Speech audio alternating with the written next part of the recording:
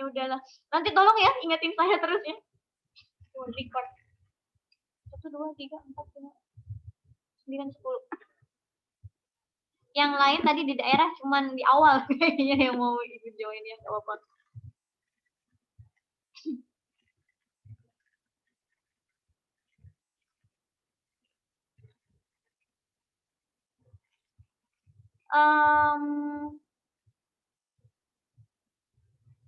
Untuk lebih jelasnya tentunya kita presentasi yang di chapter-chapter berikutnya ya. Ada pertanyaan nggak sampai sini? Saya mau cari yang mana yang apa namanya? Yang mana yang penting untuk dijelaskan?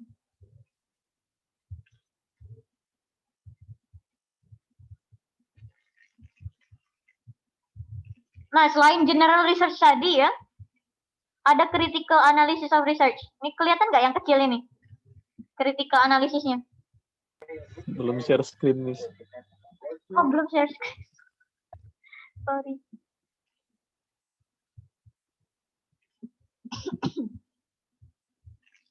Nah ini, critical analysis of research. Yang terakhir adalah bagaimana kalian melakukan analisis di research kalian secara kritikal. Itu aja sih. Apa yang penting di sini ya, sebentar. Jadi kalau deskriptif, intervention sama association tadi itu tergantung bagaimana kalian interpretasinya ya, menuliskan interpretasi data. Kalau kuantitatif sama kualitatif itu jenis research yang tergantung ke bagaimana kalian obtain the data, gitu ya. Kalau yang eksperimental segala macam itu sudah jenisnya. Maksud saya sudah jenis ke kuantitatif sama kualitatif tadi. Okay. Kalau deskriptif, jadi logikanya adalah mungkin saja di eksperimental ada deskriptif studies kalian, penulisannya tadi, kayak gitu. Jadi kalian di eksperimental itu kan kuantitatif ya. Apa namanya? Ada nggak misalnya kalau kalian kolek datanya secara kualitatif, bisa saja kualitatif ya, dalam tanda kutip. Tapi jenisnya eksperimental adalah treatment tadi. Kalau korelasi, perbandingan tadi, ya kan, relationship kayak gitu, hubungan. Kalau survei, persentase kayak gitu. Tapi mungkin nggak kalian collecting datanya secara kualitatif? Bisa saja, berarti itu namanya nanti ada mixed method kayak gitu. Jadi bisa tumpang tindih ya. Jadi garis. Jadi bisa tumpang tindih jenis-jenis research ini. Descriptive studies tadi kayak saya bilang pendeskripsian ya. Interpretasi kalian tuliskan secara deskriptif. Mungkin nggak di eksperimental, mungkin aja ketika kalian penulisan interpretasinya kayak gitu. Bisa tumpang tindih. Okay. Makanya kalian harus tahu benar istilah-istilah ini. Baca lagi ya nanti ya yang saya nggak jelasin ya. Kita ke critical analysis research. Saya belum baca sih sampai sini, tapi mari kita baca bareng-bareng. There are some who feel the research who engage in must be scared. Like number critics number.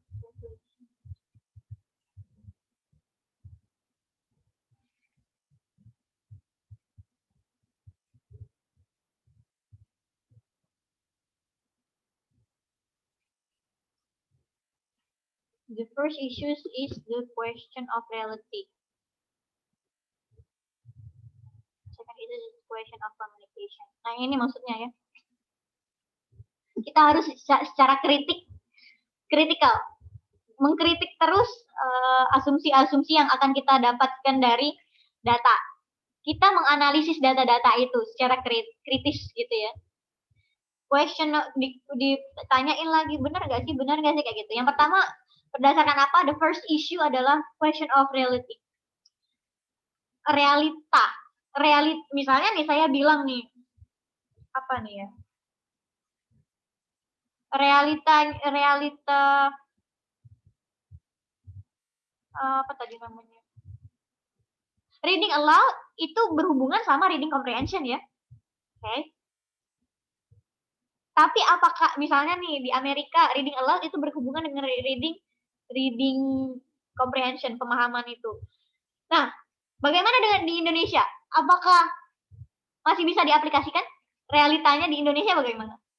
Realitanya adalah bahasa Inggris adalah foreign language. Saya rasa sih nggak bisa tuh. Saya rasa gitu, asumsi saya ya. Reading aloud karena orang Indonesia kan foreign kayak gitu. Nggak, mereka harus mempelajari dulu cara pengucapan kayak gitu kan. Mungkin saja saya nih pengucapan saya nggak begitu bagus, tapi saya paham kayak gitu. Dan ternyata itu tidak ada hubungan kan berarti. Nah, realitanya di pengaplikasian bagaimana? Tapi kalau misalnya nih orang Amerika kan Inggris kan first language, kita aplikasikan ke bahasa Indonesia kita juga, nah bisa nggak? Nah itu. Jadi kita pertanyakan realitanya. Yang kedua adalah question of communication. Question of communication ini yang kayak gimana ya?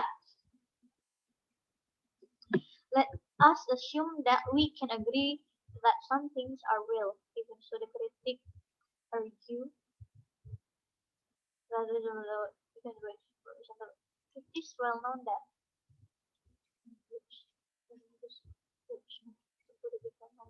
how calculated define even simple terms such as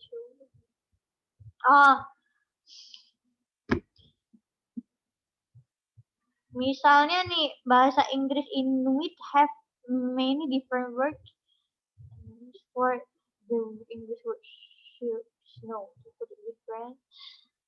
The question of communication, istilah ya. Di sini dicontohkan bahwa bangsa Inuit, suku Inuit itu memiliki banyak makna, banyak kata untuk salju. Apalah contohnya di Indonesia ya? Ada satu kata yang bahasa Inggris cuma snow, tapi bagi orang lain itu adalah itu punya banyak kata-kata. Snow itu di bangsa Inuit, suku Inuit ada banyak kata-kata yang bisa berarti snow. Jadi snow yang bagaimana yang dimaksudkan dalam research kayak gitu ya. Nah, itu harus dipertanyakan. Makanya ini di sini dibilang the question of communication. Dalam menganalisa itu tadi kalian harus kritikal terhadap bahasanya juga ya. The way itu dibilangin. Kenapa? Karena keterkaitannya adalah the term dengan istilah. Setelah istilah tentunya meaning gitu ya. Kemudian question of value. Bagaimana itu dihargai? Fungsinya apa? Variabel itu fungsinya bagaimana? Data itu fungsinya bagaimana? Itu juga harus dipertanyakan. Kemudian ada yang keempat adalah question of unstated assumption. Unstated assumption. Asumsi yang tidak dituliskan. Nanti mungkin seiring dengan melakukan research, ada yang kalian asumsikan sendiri nanti yang tidak tertulis di hipotesis misalnya. Nah, itu bisa dipertanyakan ya. Di interpretation bisa dimasukkan kayak gitu loh. Yang mungkin aja ada yang tiba-tiba. Itu cara berpikir critical analysis yang bisa kalian lakukan. Nah, ini ya. Kelihatan nggak di sini? Di halaman berikutnya. Yang kelima tadi, 55 tadi, ilustrasi untuk research-nya di sini nih. Nah, angka 1, angka 2, angka 3. Nanti saya mau kalian bikin, bukan kalian ya. Yang nggak datang, yang ikut KKN. Mereka harus baca ini ya.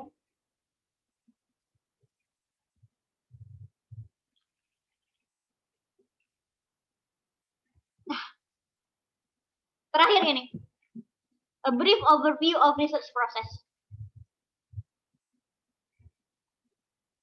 Ini saya gedein karena fokusnya adalah di sini.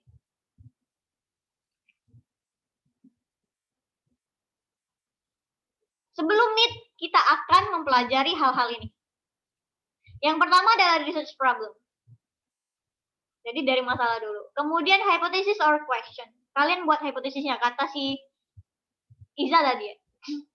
Kemudian definition. Definisi ini adalah berkaitan dengan variabel. Oke? Kayak tadi nih misalnya, saya bilang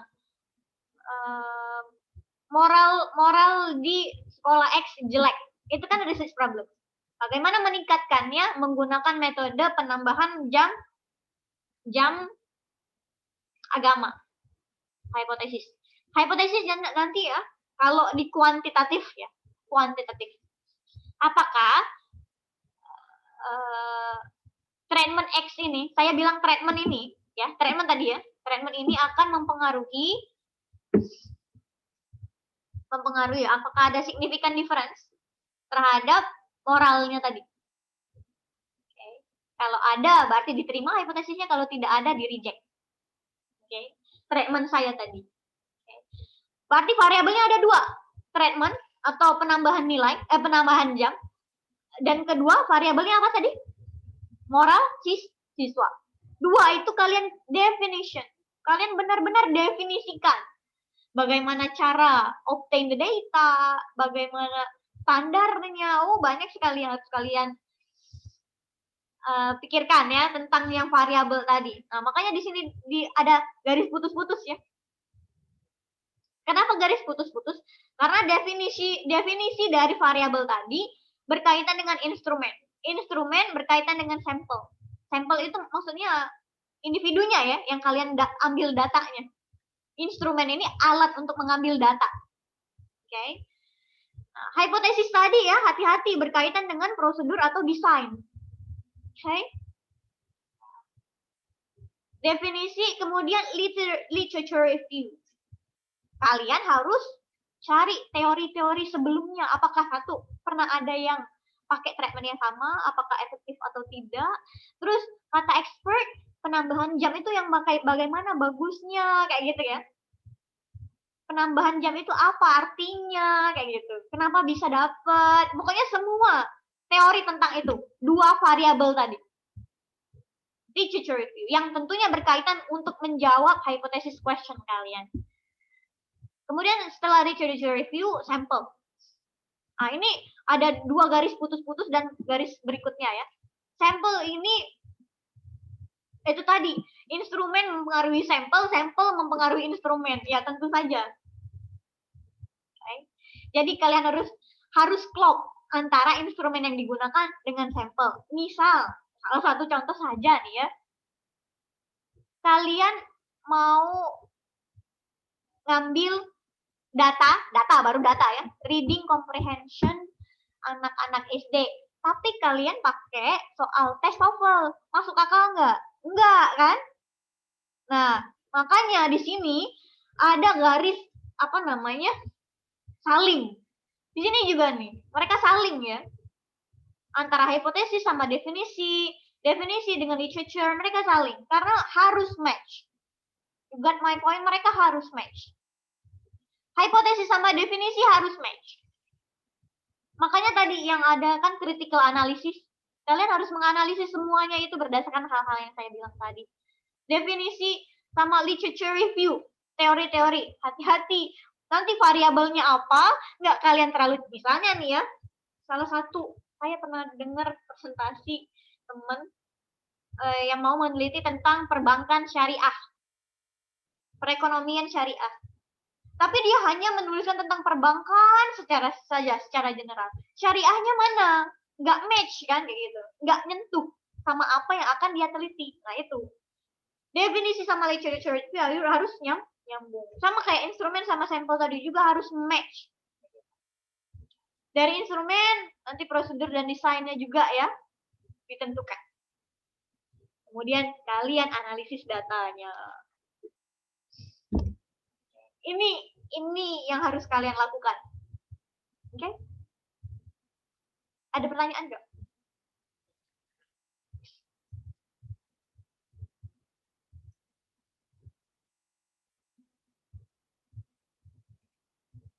Ada pertanyaan nggak?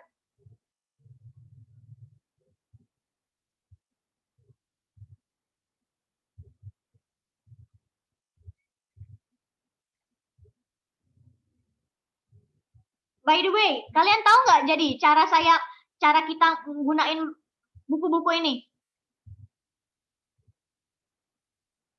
Hah? Tadi kan Belum, saya Miss. Hah? Tadi kan saya sedikit ya, misalnya nih kayak gini nih ya. Ada yang saya jelaskan, ada yang tidak kayak gini nih misalnya nih. Ini dari buku ini yang pertama nih. Ini ilustrasi pertama. Ya. Di sini, bagian sini, ini poin-poin yang harus tercapai. Oke. Nah, berarti kalau kalian mau nanti menjelaskan, ini kan saya bagi kelompok ya. Seterusnya kalian yang jelaskan presentasi. Nah, bagian yang di sini nih, yang nanti yang kalian harus catch up. Poin-poin penting, sub-sub pentingnya. Saya gedein ya. Kalau yang ini tentang apa nih? Di bab pertama ini tentang apa aja secara umum di situ. Ini ilustrasinya ya.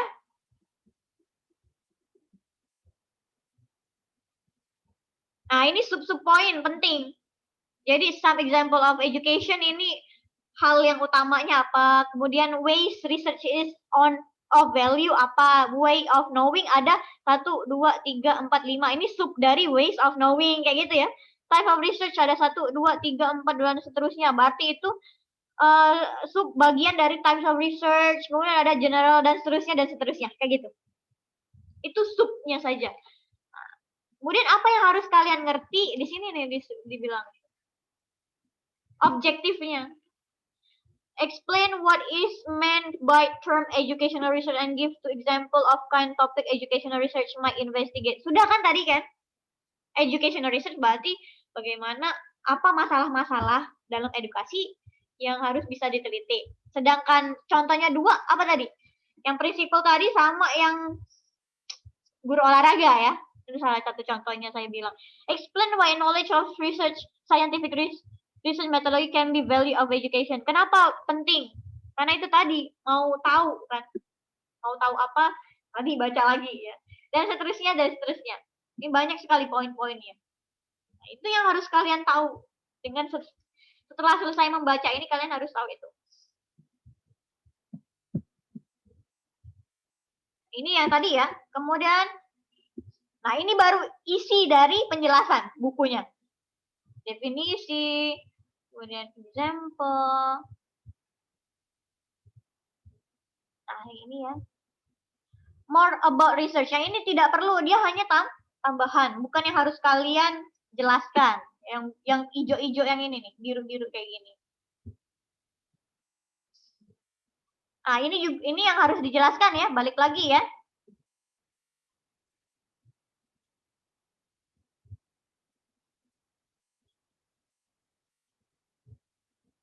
Yang ini hot issue-nya aja. Yang di atas. Nah, ini berarti juga penjelasan ya. Nah, yang ini main point. Inti dari semuanya. Simpulannya ya. Key terms, istilah-istilah yang kita jelaskan atau gunakan dalam chapter ini. Ini nggak perlu lagi dijelaskan ya, karena yang tadi udah. For discussion yang harus kalian diskusikan. Ada pertanyaan nggak? Ini nih, chapter yang kedua. Berarti ini nih yang harus dijelaskan ya, poin utama, objektifnya yang ini. Research problem berarti dari yang sini ya. Nah, dari yang poin pertama ini ya. Oke?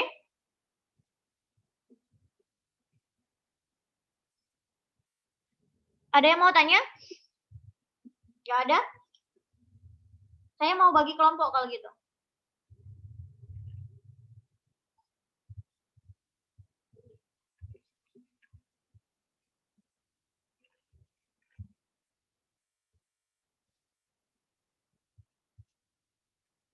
Konten. Nah, kelihatan nggak? Nggak usah dibaca sih, tapi kelihatan nggak ada berapanya? Di sini ada berapa nih? Di part 1 ada 1, di part 2 mulai dari 2, 3, sampai 9. Kelihatan nggak? Nggak usah dibaca sih. Tulisannya nggak usah dilihat. Kelihatan nggak yang angkanya aja? Ya, Miss, kelihatan, Miss. Sampai 9. Sampai 9 itu ya. Kemudian ada 10. Berarti sampai selesai berapa part ya? Berapa? Ada 24. Ada 24 ya. Nah, jadi pertemuan kita berarti ada 16 dikurang 2 tes, dikurang sekarang 1. Berarti tinggal 13. Oke. Tadi 24 sudah saya jelaskan satu chapter. Tinggal berapa? 23 ya. Berarti 23 dibagi 13 pertemuan berapa ya? Dibagi 3. 13 maksud saya. Berapa? Kalkulator.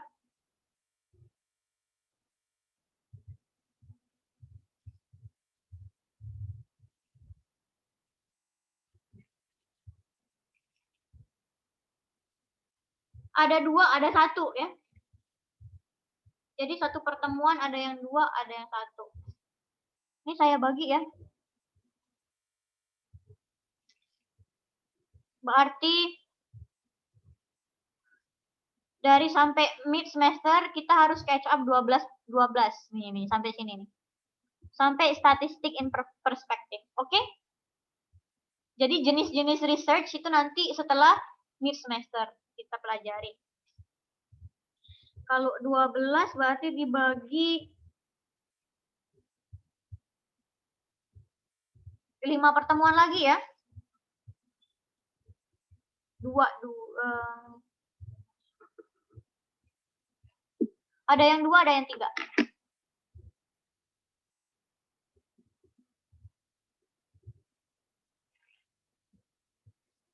Ini sudah selesai.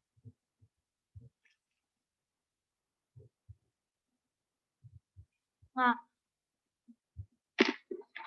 saya buat di Word ya. Nanti dibagiin aja. Tunggu sebentar.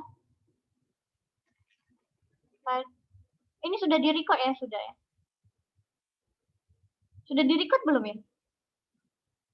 Sudah, Miss. Yes. Ayo.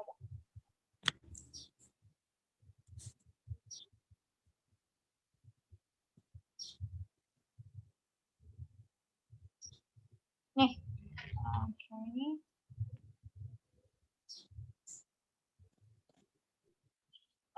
Unit 2 sampai 4 itu nanti group 1. Kemudian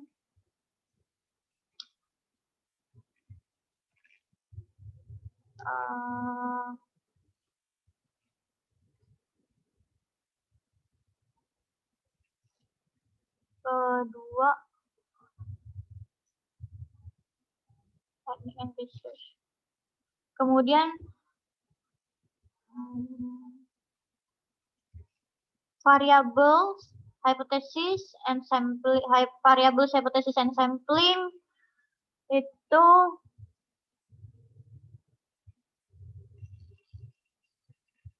gimana ya baginya ya?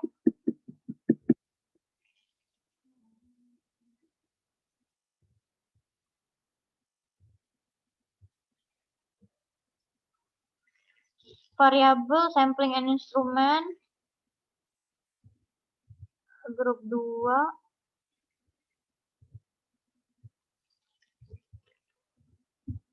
Oh enggak, salah. Pertemuan per 2 sampai 4. Pertemuan pertama. Meeting 1. 5 sampai 6, meeting 2. Kemudian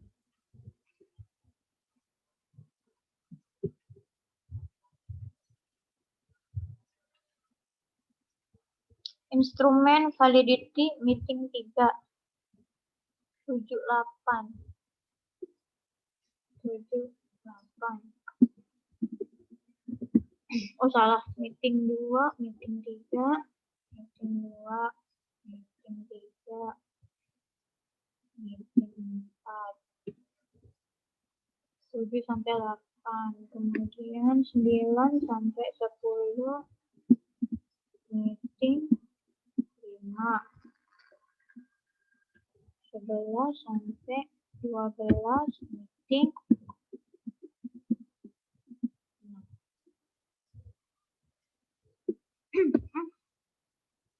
Lebihan ya. Sebentar. Meeting 2, 3. Salah nih berarti. 2 sampai 3. Kemudian 4 aja. Kemudian 5 sampai 6. 7 sampai 8. 9 sampai 10. 11 sampai 12.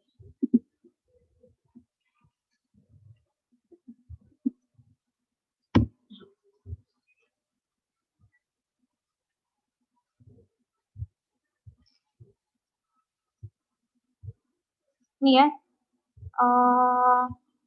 Mana tadi? Stop share dulu. Screen share. Word, mana Word? Nah ini ya. Jadi ada 12, bukan ada 12, ada 11 unit ya. 11 unit. Berarti jumlah kalian ada nggak yang nggak ikut? Saya nggak lihat Asila, mana Asila? Isak ada ya? Asila? Asila nggak ada ya? Mana orangnya ya? Nanti ada nggak? Dia benar-benar ngambil nggak? Halo? Ada, Miss. Ada ya? Dia benar ngambil ya? Iya, Miss. Join Nah, ini grup dia. Oh ya, dia join grup. Berarti ada 33. 33 bagi 11 berapa? 3. Hah? 3 ya? 3. 3 orang. Nah, berarti lihat dari sini aja. Absensi ini ada nggak sih kalian? Lihat di e-learning, Miss. Di e-learning ya? Yakin sama.